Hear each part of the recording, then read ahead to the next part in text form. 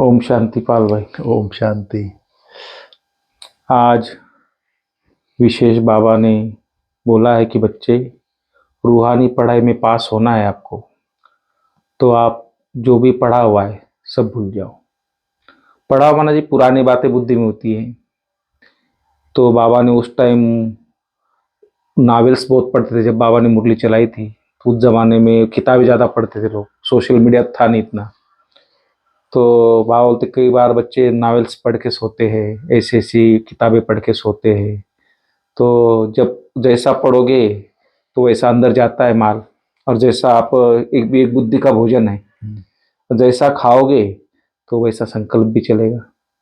तो फिर वो योग पे, ज्ञान योग पे, अपना अवस्था पे बहुत असर डालता है। तो इसलिए बाबा ने बोला बच्चे एकदम बच्चे बन जाओ। बच्चे से इनोसेंट होते हैं, छोटे बच्चे सबको आकर्षित करते हैं।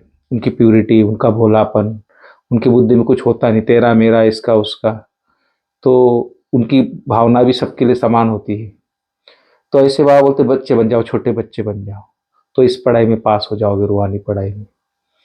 तो मैं समझता हूँ आजकल तो सबके हाथ में मोबाइल है, इंटरनेट का ज़माना है, उसमें भी 5G धनाधन है। तो उसमें लोग कई बार अपने नॉवेल्स वगैरह तो नहीं पढ़ते, बीके भाई बहने गंदी किताबें देखना वो सब पढ़ना तो बंद कर दिया है। लेकिन आजकल एक नई माया है मोबाइल की है। तो कई बार लोग रात को मोबाइल देख के सोते हैं, सोचते हम थोड़ा व्हाट्सएप देख ले, व्हाट्सएप देते फिर कोई और देख लेते, थोड़ा फेसबुक में चले जाते, कोई और सोशल मीडिया में चले जाते। तो कुछ थोड़ा अच्छा भी खाते, उसके साथ कुछ निगेटिव भी खा लेते हैं। तो उसमें क्या होता है, जब भारी होके सोते हैं रात को, कई चीजें देख के सोते हैं, तो फिर उसका अमृत बेला पे बहुत असर पड़ता है। फिर सुबह उठते तो भारीपन रहता है, सुना, तो फ्रेशनेस नहीं होता है, योग में मजा नहीं आता है, वो खुशी नहीं होती, वो बाबा से कनेक्ट नहीं होती बुद्धि। इसलिए कि वो रात आप तो शरीर को सुलाए, आत्मा तो सोई नहीं, क्योंकि आत्मा उसी विचार में रही है। उसको जो भोजन दिया उसी को हजम करने में लगी हो, उसी में वो घूम रही है। इसलिए बाबा बोलता रात को भी चार्ट देख के, खाली होके, पूरा हल्के होके सो। तो इसलिए बाबा ने आज खास बोला कि ऐसी कोई बातें, एक तो होता है जैसे डॉक्टर लोग परहेज के लिए बोलते हैं ना, खाना पीना का, वैसे भी एक हमारा आत्मा का परहेज है भोजन। आत्मा का भोजन जो है वो ज्ञान है, वो है। इसलिए बाबा ने आज भी बोला कि ज्ञान का मंथन, कल कल भी बोला था मंथन करो, आज भी बोला है। तो जो ज्ञान योग का मंथन करता रहेगा तो हमेशा वो आगे बढ़ता रहेगा। बाकी आप आगे बताएंगे डिटेल में मुरली के आज का। आज बाबा ने कहा बच्चे, अब तक जो कुछ पढ़ा है जी उसे भूल जाओ, एकदम बचपन में चले जाओ। जी। आज 1 फरवरी 2024 की मुरली है, तब इस रूहानी पढ़ाई में पास हो सकेंगे, बराबर बाबा ने कहा जी। तो यहाँ पर एक बात मेरे को याद आई। हमारे आदरणीय जगदीश भाई जी, जिन्होंने लगभग 300 के आसपास लिटरेचर, साहित्य, ब्रह्मा कुमारी के जितने भी साहित्य हैं, कुछ एक को छोड़ करके जिन्होंने लिखा है, वो जब ब्रह्मा बाबा साकार में थे, शिव बाबा ब्रह्मा बाबा के तन में आते थे, तो साकार बाबा के मिलने आए थे। तब बच्चा जो है लौकिक में प्रिंसिपल था, जगदीश भाई जी, तो उसकी दिमाग बहुत चलती थी। तो बाबा ने कहा बच्चे, तब ये जो मुरली है ना, तो याद आई, बोले बच्चे, ये दिमाग में जो भूसा भरा है ना, ये कोई काम की नहीं है, इसको निकाल दो। फिर बाबा ने उनको 2 बातें कही। एक, भूसा भी 2 तरह का होता है। एक तो भूसा होता है, उसको गाय भैंस खाती भी है, लेकिन तुम्हारे दिमाग में जो भूसा भरा है वो तो कोई काम की, उसको जलाना ही पड़ेगा, बोले। इसीलिए आज बाबा ने कहा जी, अब तक जो कुछ पढ़ा है, मतलब पुरानी बातें, दुनियावी बातें जी, नॉवेल्स, जैसे बाबा ने नॉवेल्स के लिए बोला, आज खास नॉवेल को, या मतलब कोई बच्चा बाबा का नॉवेल पढ़ता पढ़ता सो जाता है, उसके लिए आज बाबा ने बोला अब तक जो कुछ पढ़ा है, नॉवेल्स है, दुनियावी बातें हैं, इन सबको भूल जाओ, एकदम बचपन में चले जाओ। बचपन में चले जाना माना, बच्चा जो होता है उसकी बुद्धि क्या होती है, नीट एंड क्लीन होती है। जब स्कूल में पढ़ने जाता है तब धीरे धीरे उसकी बुद्धि में पढ़ाई बैठता जाता है, जी। उसकी बुद्धि रूपी झोली में भरती है। तो उसी को आज बाबा ने कहा, अब तक जो कुछ पढ़ा है उसे भूल जाओ, एकदम बचपन में चले जाओ। तो जगदीश भाई को जो बाबा ने कहा था वो आज स्मृति में आया। फिर बाबा ने कहा तब इस रूहानी पढ़ाई में पास हो सकेंगे, रूहानी पढ़ाई में पास हो सकेंगे। जी, दिव्य बुद्धि की निशानी बाबा ने आज बताई। हाँ, रूहानी पढ़ाई, ये हम लोग अभी जो पढ़ाई पढ़ रहे हैं संगम युग में, राजयोग की पढ़ाई, जो रूहानी पढ़ाई पढ़ रहे हैं, ये रूहानी पढ़ाई सुप्रीम रूह आकर के पढ़ा रहा है, सुप्रीम रूह आकर के पढ़ा रहा है जी। तो उसके लिए ये पुरानी पढ़ाई से हमको बुद्धि को खाली करना पड़ेगा, तब रूहानी पढ़ाई को हम बुद्धि में धारण कर सकेंगे, तब रूहानी पढ़ाई में आगे बढ़ सकेंगे, पास हो सकेंगे। जैसे बाबा ने बोला था ना, बुद्धि बर्तन है, बर्तन पहले से ही भरा है तो उसमें तो कोई जाएगा ना मटेरियल, और डालना तो खाली करना पड़ेगा, खाली करना पड़ेगा, तभी मटेरियल जाए, सफाई करना पड़ेगा, सफाई करना पड़ेगा। तो बाबा ने कहा दिव्य बुद्धि वालों की निशानी, वे इन आंखों से देखते हुए नहीं देखेंगे पुरानी दुनिया को। जी। उनकी बुद्धि में रहेगा कि पुरानी दुनिया गई की गई, और दिव्य बुद्धि वालों की से ही बाप की भी दिल लगती है, और दिव्य बुद्धि वाले ही बाप को अच्छी रीति याद कर सकते हैं। तो पुरानी दुनिया गई की गई, पुरानी दुनिया को देखते हुए नहीं देखेंगे, दिव्य बुद्धि वालों से ही बाप की दिल लगती है, क्योंकि साफ है, बाप भी साफ है, बाप की बुद्धि क्लियर है, और हमारी बुद्धि जब दिव्य बन जाती है तब दोनों की दिल लगती है, मतलब लगती है माना मिलती है, और उसी दिव्य बुद्धि वाले ही बाप की याद में रह सकते हैं।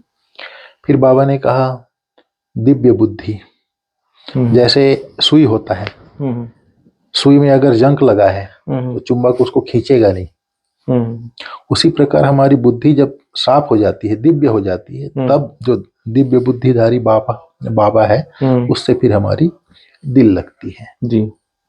फिर बाबा ने आज बोला जो बच्चे रात को नाविल वगैरह पढ़ करके सोते हैं, नाविल पढ़ करके सोते हैं, उनकी क्या गति होगी जब नाविल पढ़ते पढ़ते सो जाएंगे। मान लो बाबा कहता है अंतमति सो गति, तो अंतमति सो गति माना सिर्फ वो शरीर छोड़ने की अंतमति सो गति नहीं है, ये रोज हमारा जो आदि स्वंत, हाँ, जो हम अगर नाविल पढ़ते पढ़ते या कोई दुनियावी बातों को न्यूज सुनते सुनते, सोशल मीडिया देखते हुए अगर हम सोते हैं, पुरानी बातों को बुद्धि में लेकर के सोते हैं, तो हमारा जो आने वाला अमृत वेला है उसकी गति वही होगी। जब आपने कहा ना, उसका दिमाग रिफ्रेश नहीं रहेगा तो फिर योग में नहीं बैठ पाएगा। इसीलिए हमारी दादी प्रकाश मणि रोज चाहे रात को 11 बजे लेकिन मुरली पढ़ के ही सोती थी।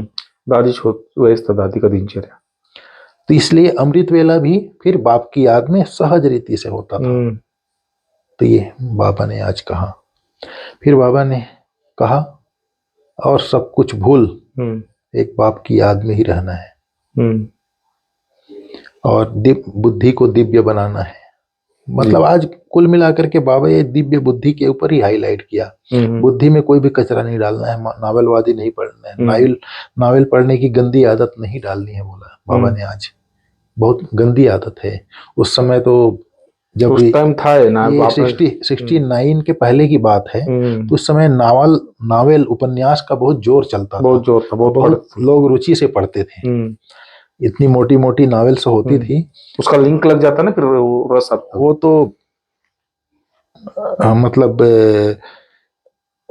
मतलब थ्रिलर होता है, एक तरह का सस्पेंस वाला। मतलब जो शुरू करेगा खाना पीना छोड़ देते हैं लोग जब तक वो पूरा नावल पढ़ नहीं लेगा, ऐसी स्थिति हो जाती है। नावल इतनी मतलब दुनिया वालों के लिए इंटरेस्टेड है, पर हमारे लिए राजयोगी के लिए, पुरुषार्थी के लिए बहुत बड़ा वो घातक है। इसलिए बाबा नावल पढ़ने की गंदी आदत नहीं डालनी है, बोला बाबा। फिर एक बाप की याद में रहना है, बोला। फिर बाबा ने आज वरदान में कहा हिम्मत और उमंग उत्साह के पंखों द्वारा उड़ती कला में उड़ने वाले तीव्र पुरुषार्थी भाव। जी। उड़ती कला का आधार दो बातें हैं, हिम्मत और उमंग उत्साह। अगर हिम्मत और उमंग उत्साह नहीं तो उड़ती कला में नहीं उड़ सकते। नहीं समझ में आया? तो उसके लिए हिम्मत और उमंग उत्साह चाहिए। जहाँ हिम्मत है उमंग उत्साह, वहां थकावट नहीं होगी। और अगर थका हुआ है तो उमंग उत्साह में नहीं है। उमंग उत्साह से हीन व्यक्ति, जहाँ उमंग उत्साह नहीं, वो व्यक्ति थका हुआ होगा, और थका हुआ व्यक्ति सफल नहीं हो सकता जी। इसीलिए बाबा ने कहा जहाँ हिम्मत है वहां बाप की मदद मिलती है। हिम्मते बच्चे मददे बाप। और उमंग उत्साह उत्साही व्यक्ति को सब सहयोग करते हैं। बराबर। उमंग उत्साह जिस व्यक्ति के अंदर है उसको सभी को, भाई इसको जोश में है, इसको करना चाहते, इसको सहयोग करो।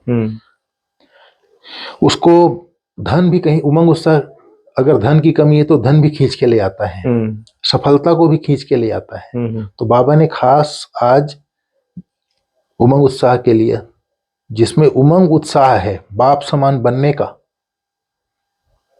उमंग उत्साह है, हिम्मत कर रहा है कि मैं सपूत बन के बाप समान बनने का सबूत दूं, तो वो व्यक्ति जो है सहज उमंग उत्साह के पंखों द्वारा उड़ती कला में जाकर तीव्र पुरुषार्थी बन जाता है। पुरुषार्थ, उमंग उत्साह में ऑटोमेटिक उसको सफलता मिलेगी, सहयोग मिलेगी, ऑटोमेटिक वो उड़ती कला में जाएगा, उसका पुरुषार्थ तीव्र हो जाता है। उमंग उत्साह है। बराबर है कि नहीं? जी। ठीक है ना? उमंग उत्साह है। उमंग उत्साह जरूरी जीवन में। आपने स्वयं अपना अनुभव किया है। उमंग उत्साह बढ़ा हुआ है ज्ञान योग के पंखों से। जी। उमंग उत्साह के पंखों, नहीं मुझे करना है, योग करवाने जाना ही है। आप बोलते थे मैं थोड़ा एक्सरसाइज कर लेता हूँ सुबेरे, अभी आपको उमंग उत्साह है ना, नहीं मुझे स्टेज में जाके योग करवाना है, दौड़ के जाते हो। मैं पहले 7 बजे तक वॉकिंग एक्सरसाइज करता था, फिर मैं सोचा भाई मेरा शरीर तो ऐसे भी ठीक है, फिर ये एक्सरसाइज वॉकिंग कर एक जन्म के लिए शरीर ठीक करूंगा तो 21 जन्म का घाटा हो रहा है मेरा, इसलिए फिर उस तरफ टर्न किया। लेकिन शाम को थोड़ा वॉकिंग कर ले जब टाइम मिलता तो कर लेते। तो मीन्स उमंग उत्साह आपको आया ना, तो पुरुषार्थ में तीव्रता आई ना। जी। आप स्वयं एग्जाम्पल हैं। फिर आज बाबा ने कहा सर्व की मनोकामनाएं पूर्ण करने वाले ही क्या है? कामधेनु है। मनोकामनाएं कामधेनु का ही। कामधेनु, कामधेनु क्या करती है? मनोकामनाएं पूरी। शास्त्रों में भी लिखा है। किसी को कुछ भी, कामधेनु गाय को दिखाते हैं ना शास्त्रों में, उसके पास जाते हैं इच्छा पूर्ति, कामधेनु। बच्चा चाहिए, धन चाहिए, जीवन साथी चाहिए, सबके लिए जाते हैं। उसी प्रकार हमारा सर्व मनोकामनाएं क्या है? मनुष्य आत्माओं की मनोकामना क्या है? सुख शांति मिले, जीवन में प्रेम से रहें, आपस में प्रेम से रहें, जीवन में शांति हो, सुख हो, समृद्धि हो। तो ये जो बाबा जो है मनोकामनाएं सबको सुख शांति का मार्ग दिखाना, गति सदगति का मार्ग दिखाना, मुक्ति जीवन मुक्ति का मार्ग दिखाना, यही मार्ग दिखा करके उनको प्रेम शांति सुख की दुनिया में जाने का रास्ता बताना ही कामधेनु बनना है। जी ठीक है। दिव्य बुद्धि के लिए बाबा ने आज कुछ निशानियां बताई। दिव्य बुद्धि का वो बोले ना प्रश्नोत्तर में, पुरानी देखते हुए नहीं देखेगा पुरानी दुनिया को, उनको बुद्धि में रहेगा कि ये दुनिया खत्म हुई कि हुई। और दिव्य बुद्धि वाले से ही बाप की दिल लगी रहती है, दिव्य बुद्धि वाले ही बाप की याद में रह सकते हैं। तो ये 4-5 पॉइंट दिव्य बुद्धि वाले की निशानी। तो ऐसी बात है, दिव्य बुद्धि माना बुद्धि जिसकी दिव्य है, शुद्ध है। जैसे दिव्य बुद्धिधारी ब्राह्मण आत्माएं हैं। दिव्य बुद्धि बनाने के लिए क्या करना पड़ेगा? दिव्य बुद्धि माना हम लोगों की बुद्धि, क्या करना पड़ेगा उसके लिए बुद्धि दिव्य बन जाए? नहीं, बुद्धि दिव्य है, हम लोगों की बुद्धि दिव्य। तो बाबा ने निशानियां बताई। हाँ, दिव्य बुद्धि ये निशानियां होगी, लेकिन उसके लिए बुद्धि दिव्य बने उसके लिए क्या पुरुषार्थ? दिव्य बुद्धि दाता ने हम बच्चों को दिव्य बुद्धि का वरदान दिया ही है, लेकिन अटेंशन उसको आगे बढ़ाना है ना। जैसे कोई आपको मैंने एक चीज दे दिया, आप उस चीज को डेवलप करेगा तो आगे बढ़ेगी ना, वो माना ज्यादा प्योर होगी। अगर नहीं करोगे तो फिर पहला पॉइंट बोला ना बाबा ने, हाँ, इस पुरानी दुनिया को देखते हुए नहीं देखना है। अच्छा, ये पुरानी दुनिया देखना माना व्यक्ति, वस्तु, वैभव सब में अगर मेरी बुद्धि जा रही है तो बुद्धि दिव्य नहीं रहेगी।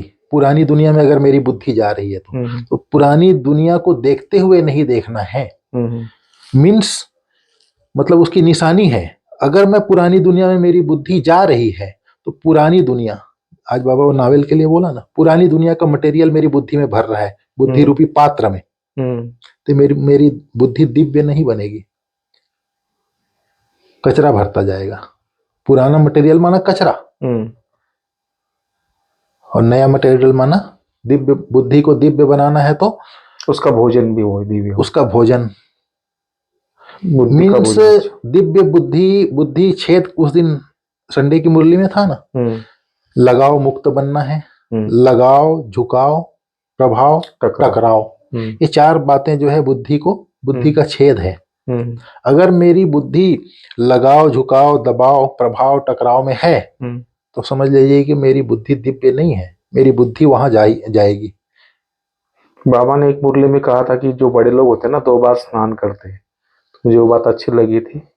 वैसे अगर हम ज्ञान स्नान भी अगर 2-3 बार कर ले तो भी बुद्धि शुद्ध रहेगी हमारी, क्योंकि बिल्कुल एकदम सही बात कहा आपने। बुद्धि झोली है, उसमें ज्ञान रतन हम डालते जाते हैं। 2 बार स्नान करते हैं, मीन्स 2 बार मुरली नहाने से बॉडी फ्रेश हो जाती, स्वच्छ हो जाती। वैसे हमारी बुद्धि अगर ज्ञान स्नान हम करेंगे तो मुझे लगता है बुराई है भी उससे हो जाएगी, स्वच्छ हो जाएगी। बिल्कुल होगी। और 2 बार ज्ञान स्नान करेंगे, एक बार सुबेरे एक बार शाम को, तो जैसे शरीर फ्रेश होता है उसी तरह बुद्धि भी फ्रेश होती जाती है। ठीक है। तो पहला बात यह हुआ कि पुरानी दुनिया को भूलना है, बचपन में जाना है, रूहानी पढ़ाई में पास होने के लिए सब कुछ भूलना है। दिव्य बुद्धि, फिर हिम्मत, उमंग, उत्साह के पंखों द्वारा उड़ती कला में उड़ने वाले तीव्र पुरुषार्थी बनना है। सर्व की मनोकामनाएं पूर्ण करने वाले कामधेनु बनना है। रात को सोते समय नावल पढ़ने की गंदी आदत नहीं डालनी है, नहीं तो अंतमति अगले दिन की गति ठीक नहीं होगी। शरीर छोड़ने वाली अंतमति गति वो तो अलग है। ऐसे भी अगर लोग कहते आदि और अंत अच्छा होना, उसका बीच का अच्छा हो जाता। हाँ, मीन्स रोज की हमारी जो गति है, अगर मेरा अमृत वेला, जैसे पेड़ है, कोई पेड़ है, उसके जड़ में आप पानी डालेंगे तब तो पेड़ ग्रोथ को पाएगा, वृद्धि को पाएगा।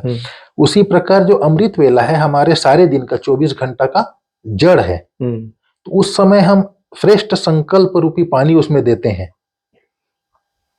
दुनिया में जितने महान लोग होके गए ना, वो सारे लोग अमृत बेला उठते थे। उनकी दिनचर्या ऐसी थी, आप देखेंगे उनकी लाइफ, तो 3 बजे उठ जाते हैं। बिल्कुल।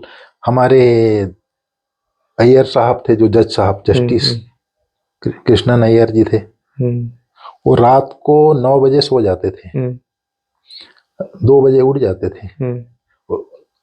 बाबा के बच्चे बने उसके पहले से 2 बजे उठ करके, पहले से हमारे मोदी जी भी उठते हैं, हमारे विवेकानंद उठते थे, जितने भी बड़े बड़े महापुरुष हुए संसार में, तो कृष्णन, वो सब अमृत बेला स्टडी करते थे। कृष्णन अय्यर जी, क्योंकि वायुमंडल शांत होता है उस समय, जब पढ़ाई करते हैं तो अपने जस्टिस की किताबें पढ़ते थे वो। फिर वो 9 बजे सो जाते थे, 2 बजे उठ जाते थे, 4-5 घंटा में उनका नींद पूरा हो जाता था। टाइम पे सोना बहुत जरूरी रहा, बहुत जरूरी है। नहीं तो आजकल क्या लोग रात 12-1 बजे तक जागते, फिर वो सुबह उठ नहीं पाते। हाँ, क्योंकि उठेंगे भी तो फिर वो फ्रेश नहीं होती। क्योंकि डॉक्टर गुप्ता जी भी हमारे कहते हैं, सतीश गुप्ता जी, 10 से 1 का जो सोने का समय है, नींद का चक्र है, वो 3 घंटा अगर हम सो रहे हैं ना, तो 6 घंटे का नींद का हमारे ब्रेन को आराम देता है। डीप साइलेंस का पीरियड होता है। तो इसलिए कहते हैं कि बाबा भी नियम बनाया, बाबा ने 10 बजे सो जाने का नियम बनाया 10 माना बस। हमारी दादी प्रकाश मणि कहती थी 10 माना बस। कोई कल्चरल प्रोग्राम वाले लेट करते थे, दादी मना करती, फोन करती थी, बंद करो। तो हमारा बाप दादा ब्रह्मा बाबा के समय से जो यज्ञ की नियम मर्यादा चली आ रही है, जैसे भोजन का है, सुबेरे नाश्ता किया, 12 बजे बाबा ने भोजन का टाइम रखा है, शाम को 7:30 भोजन का टाइम रखा है। बाबा ने जो भी चीजें नियम बनाई है, इसका साइंटिफिक कारण भी है, वो तो है। शरीर को भी फायदा होता है। मतलब बाबा ने जो बनाया है नियम, मतलब दोनों कारण हैं, फिजिकल भी है और वैज्ञानिक कारण भी है जी। मतलब ये सब चीजें हैं। ठीक है, ठीक है। ओम शांति। ओम शांति।